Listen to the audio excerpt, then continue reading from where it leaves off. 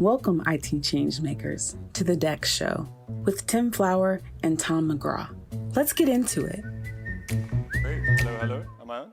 Yeah. Hi, everyone. Nice to see you all. Welcome to the second ever DEX Show Live. My name is Tom McGraw. I'm joined, as ever, by the main man, Tim Flower. As ever, it's great to see you two, Tom, and live in person together. We're usually across the pond from each other, right?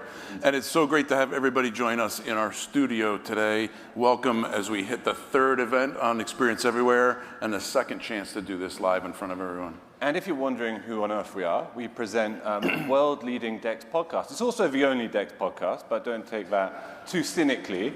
And we recently hit the incredible milestone of our 100th episode. Now, what's fascinating about that is it's actually one episode for every year of Tim Flower's IT career. Now, it was a lot funnier in London when he didn't see it was coming. It was funny. So the truth of the matter is, I'm only a third of the way through that journey. Only a third. 35. But as you can imagine, 35 years in IT, I've had my chance to go to my fair share of conferences as well. Back to SMS and Win2K, Altiris Managed Fusion, Symantec's Vision, the Microsoft MMS, all of the worlds, DEC World, VM World, Dell World. There's a whole solar system of conferences out there to go visit. My goodness. The one thing that I enjoyed from all of the conferences, though, is the vendor content is great. Ours today is no exception. But it's about all of you and your ability to pick the brains of other customers who are experiencing the same problems that you are. Steal shamelessly from them. It is the sincerest form of flattery. So flatter as many people as you can today. Not least us. And make sure you flatter Tom and his nice scarf, too. Please. So if you don't know the format of the show, it's a weekly show, the DEX Show, and every other week, approximately, we have a fantastic IT leader who comes on the show, talks about their company, their achievements, but it's the DEX Show Live, so we have two fantastic IT leaders from two fantastic companies for you today. Let's introduce our first guest. He's Zakir Mohammed. He's Manager of AI and Automation. What a fantastic title that is for Toyota Motors North America. Zakir, come on. Sit down. Yeah, you're on. Thank you. Welcome. Thanks for coming, man. It's great to see you. First and foremost, welcome. I think we all know Toyota, but maybe a good start would be to hear a little bit more about your specific area that you own and that you oversee. Absolutely. I'm good. Yeah. Thanks for having me. My name is Zakir Mohammed. As Tim and Tom mentioned, I'm the manager at Toyota Motor North America. As you all know, Toyota is a global company, one of the largest car selling company. And in North America, Toyota IT systems or IT environment is very complex. We have 150, we call field offices or remote sites, and we have data centers, and we have manufacturing plants, around 16 manufacturing plants in North America. And my area of responsibility is observability, end-to-end observability of all applications supporting Toyota's business, infrastructure, network, servers, and you name it, and DEX, automation and DEX, user experience. So we have around 40,000 plus endpoint devices, and one of my responsibility is to provide them awesome world-class experience to them. And with next thing, I think we just started the journey. We are hoping to see more and more value we should be able to provide. As you said, you have just started the journey, but it has been a really, really interesting year and a half, right? But before we get into that and why specifically we wanted to talk to you so much, tell us about the circumstances before the journey began. What were you looking to achieve? What challenges were you confronted by? Yeah, it's a good question. So as I mentioned, our IT is a very complex environment. We have world-class, best in the market tools for application and infrastructure monitoring. But we don't have a good tool or a technology, a way to monitor how our users are performing, what pain points are they going through, how their endpoint devices are performing, are they getting what they need from the IT, right? So So then we started thinking, I talked to many IT leaders in the industry. I've attended many conferences and talked to our market research partners like Gartner. And then we decided we need a tool, one of the world-class tool to not only monitor our infrastructure application, but also the core assets of our company, which are users. So then we started saying that we need to have this DEX tool. Then, we did POC, we evaluated multiple tools. Finally, we ended up by going with Nexting because that is one of the top rated during our proof of concept. So, here we are. We just started the journey. So Zakir, let's get a little philosophical for a little while. I had a chance to come down to your facility during the time where you were evaluating what you were going to do. And what struck me was just the amazing facility, all glass, brand new. It had unfortunately sat empty for a couple of years because of COVID. But when I was there, people were just coming back into the office. The vibe was really cool. Great forward-looking, modern vehicles in the lobby, and even down to your Genius Bar that you call the pit stop, which I think is really cool. You still remember the name? Absolutely. It was one of the great things of visiting there. You really take your brand and bring it out to your employees and make sure they're part of that. Talk a little bit about how DEX and what you want to accomplish with DEX fits into that corporate culture. Maybe not so much from technology, but from the human capital and the employee. Yeah, absolutely. So Toyota, we have two pillars, right? Just like any other company. So one of the pillar is respect for people. So, second pillar is continuous improvement. Of course, buying and selling cars is our core business. That is our bread and butter, right? And Toyota believes, being that respect for people, Toyota believes that one of the most valuable asset of the company are people. So that is one of the reasons Toyota is striving to provide a better and world-class experience to our employees. And when we started the journey and going through our leadership, and this exactly resonates with what companies looking for, right? Employees, the assets of the company, and providing great experience to improve their productivity, no less than building a car or selling company. So that is one of the main goal of my team and our leadership team is to improve the productivity so that they can be more productive, they can do a better job, not run around for IT help. So one of the interesting things for me coming to Nexting 8 years ago was now being on the outside looking into the process that a customer or prospective customer like you takes to evaluate. Take us inside a little bit of your journey of evaluating and trying to justify new technology. So it's a good question, and I was expecting a more tough question. So this is one of the challenges. We had a great partner like Nexting, right? Our journey is very long, and I'm pretty sure most of the DEX leaders in this room must have gone through the same challenge. No matter what you do, no matter how much, how nice business case you prepare, the question comes from leadership is, why? Why are we doing? Justifying them. It will be easy. We are a car company, right? It'll be easy for me to say, hey, give me $500,000 or $1 million to I can buy network gear, or I will buy server and expand more storage, or move applications to cloud. That is easy sell. They understand, this is going to help to build more cars and sell more cars. When I say, hey, give me money, I'm going to build DEX, I said, what? So it's a journey, and that's one of the reasons we have gone through. We believe one of the things called PDCA, plan, do, check, and act. This is one of the Toyota's terminologies.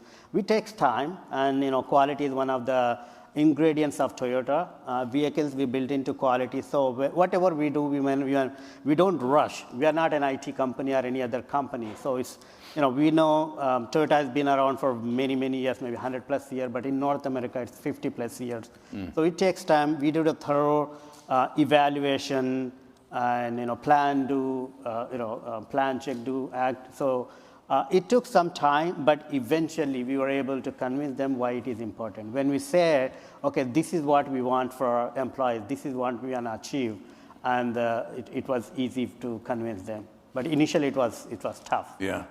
So the next phase of that journey then, which probably everybody in this room who's a customer has also been on, is you've got that business case, you've convinced them that it's money well spent. What's your roadmap and your journey to actually track and demonstrate and to show that you're living up to that commitment? How do you make sure that they know you're getting the value you said you were going to deliver? Exactly. So we are going into 2 phases, approach 1 and approach 2. Our short term is we see, when we pull the tickets data, right? Anything when we do, we pull the ticket data. Majority of the tickets, maybe around 20% of the tickets, your GP updates or driver updates and all the good stuff, right? We can easily automate, achieve using nexting, which we saw that in our POC, proof of concept. I think that is our short-term goal, to eliminate 20% of service desk tickets, L2, level 2 tickets. Then our long-term goal is, again, this is a high bar we raise ourselves. Using this, somebody says this morning, don't use AI, but if you look at my title, Manager AI and Automation, there is no way I cannot not use it. So using greatest and latest technologies and where the market is going, where the technology is going today, using AI and generative AI, we wanted to build an agentless desk. What it means is, when we say agentless desk, doesn't mean we will eliminate all the people, right? So software, I believe a software has a power, right? Think about, we all know that software can launch rockets, right? Why can't it solve user problems? So that is my firm believer. Using these great tools, our long-term goal is, build an agentless desk, use triage, and identify what are the issues, why people are still calling service desk. Yeah. They should not be calling service desk for small things, right? So then, our long-term goal is to at least reduce 80% of service desk load. That is a huge, and 50% of level 2 issues. And we have nexting, we have other partner which we use for L1 issues, and these 2 marry together pretty well. I think with these 2 technologies and with my DEX teams, we have automation teams in our portfolio. I'm pretty sure we'll be able to achieve those goals. But we raise ourselves a high bar. What do you feel resonated most with leadership out of all of those value propositions in terms of procuring that investment? So we are able to show the result right now. So for example, one of the things I'll show we just concluded a hackathon, global hackathon. And we presented these 2, nexting use cases and MoveWorks use cases. Nexting, marrying with MoveWorks can really provide some great value. So we were able to build some use cases. We are able to show the results to the judges, right? So we didn't win the contest, of course, but participation is important. I think with those results, small wins, I think we should be able to see the value. And I hope that our leadership will recognize and help us for future investments. Yeah, it's amazing. Well, stay there, Zakir, because we want to bring you into the conversation a little more a little later. But sure. We're going to introduce now our second guest, aren't we? Yeah, great keynote from last year. We had him on stage. We had him at our live taping 2 weeks ago in London. Always has great insight and always great to invite him back up on stage. The VP of Information Technology at Honeywell, Mr. Darren Wright.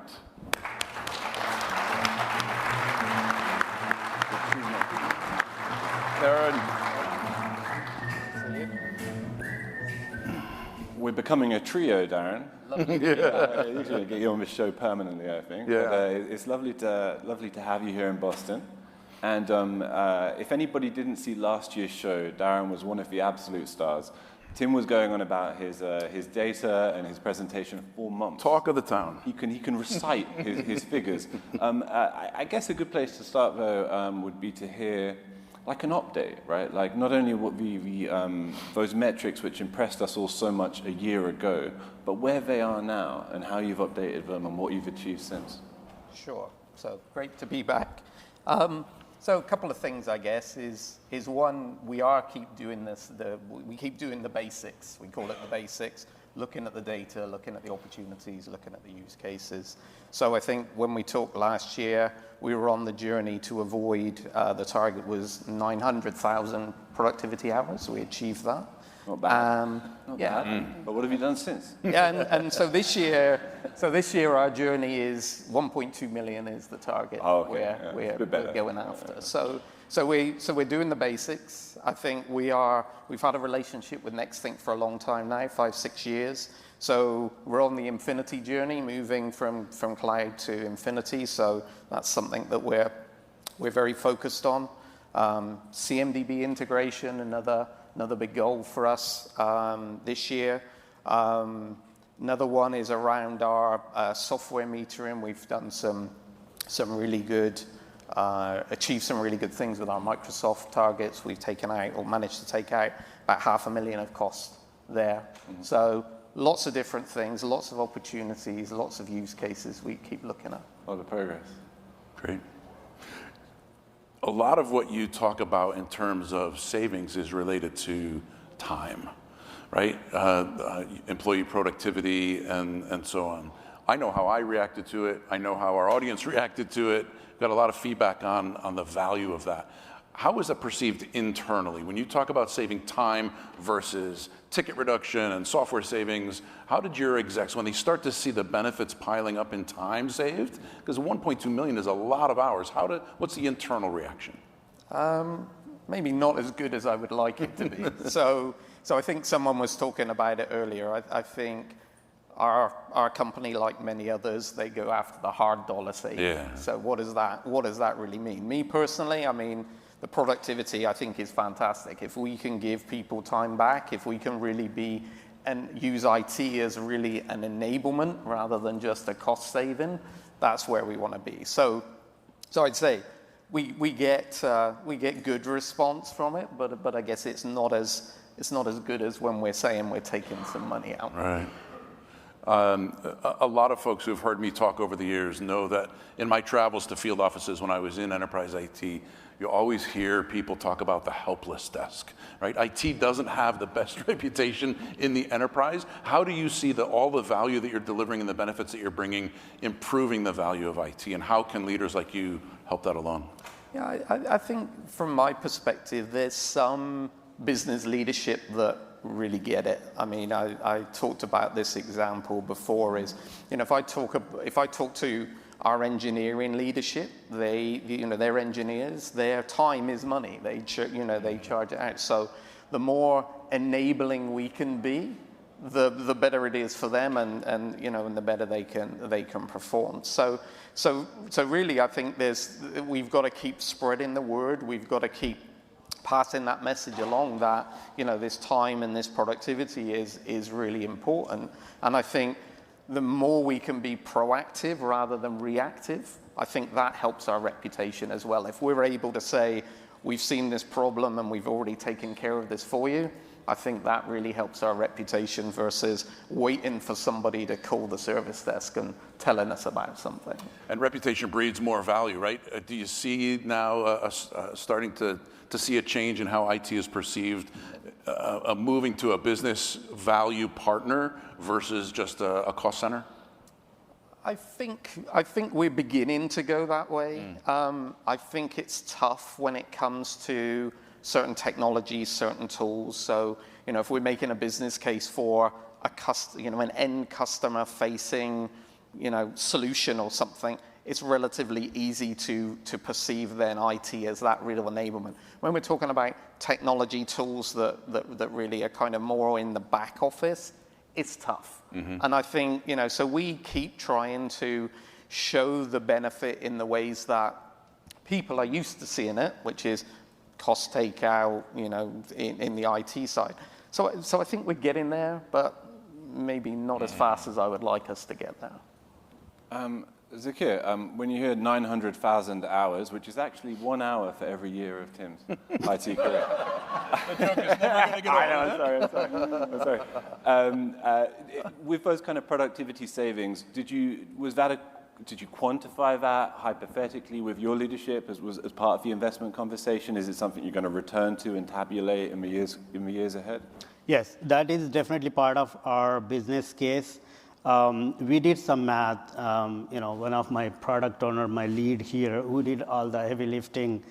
When we did all the math, each ticket, how long it takes to solve the problem, out of that 20%, how much money it saves.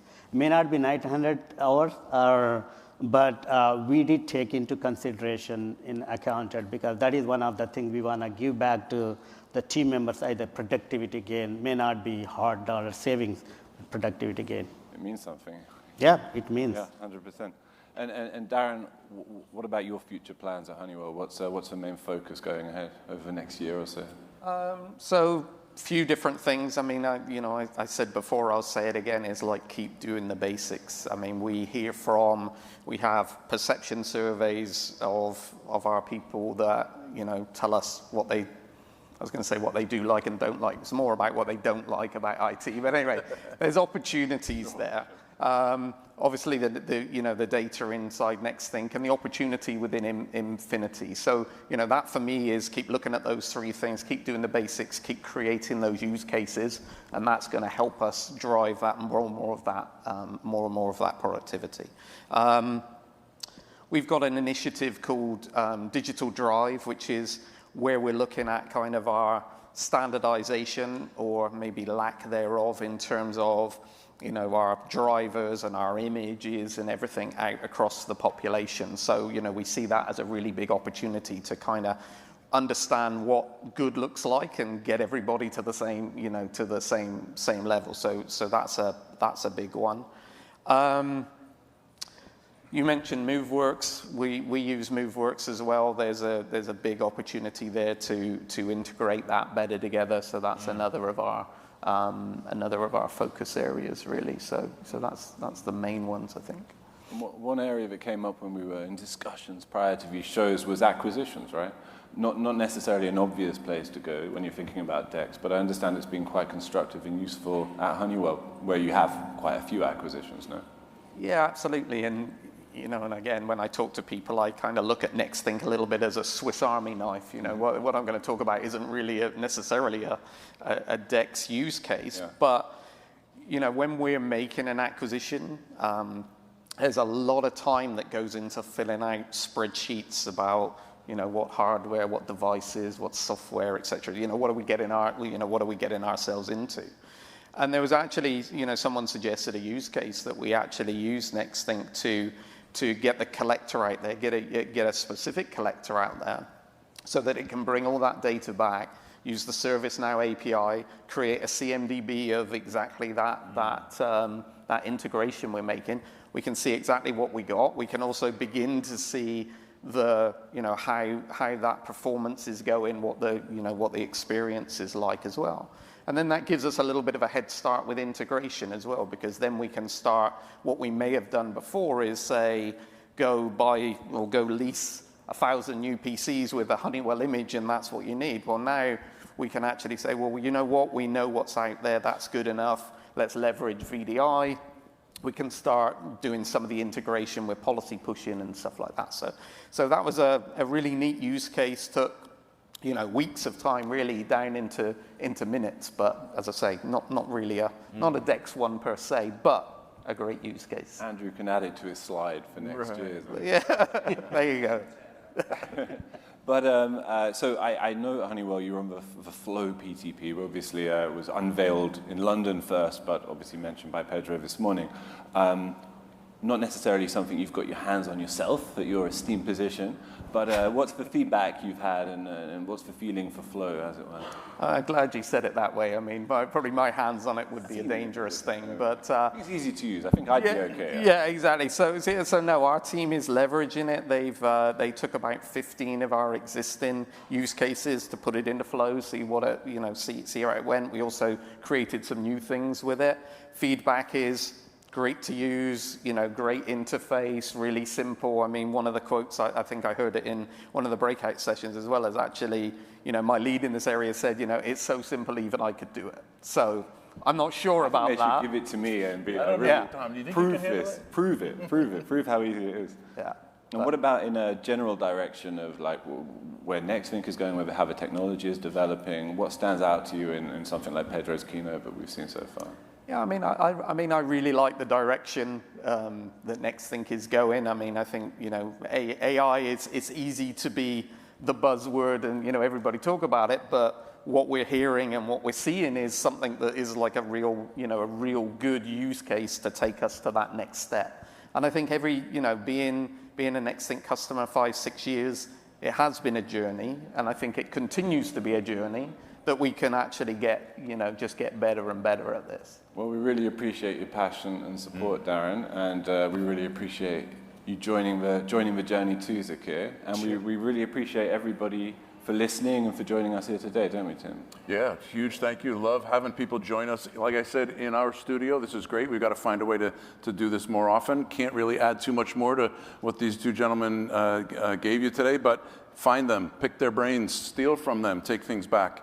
And with that, Tom, I think we can wrap things up, right? Yeah, just to say, if you could bear this presentation, we do have a weekly show. You find it, just search for the DEX Show wherever you get your podcast, be it Spotify, Apple, or anywhere like that. We have an edition where we have a panel discussion with next thinkers called Reality Bites, and we have a lot of shows like this where we talk to fantastic gentlemen like this. And in a minute, we're going to have an amazing performer join this stage in a video to introduce him. But before we show that, let's just put our hands together and thank Darren. Thanks, Zakir, for joining us. To make sure that you never miss an episode, subscribe to the show in Apple Podcasts, Spotify, or your favorite podcast player. And if you're listening on Apple Podcasts, make sure to leave a rating of the show. Just tap the number of stars you think the podcast deserves. If you'd like to learn more about how NextThink can help you improve your digital employee experience, head over to nextthink.com. Thank you so much for listening. Until next time.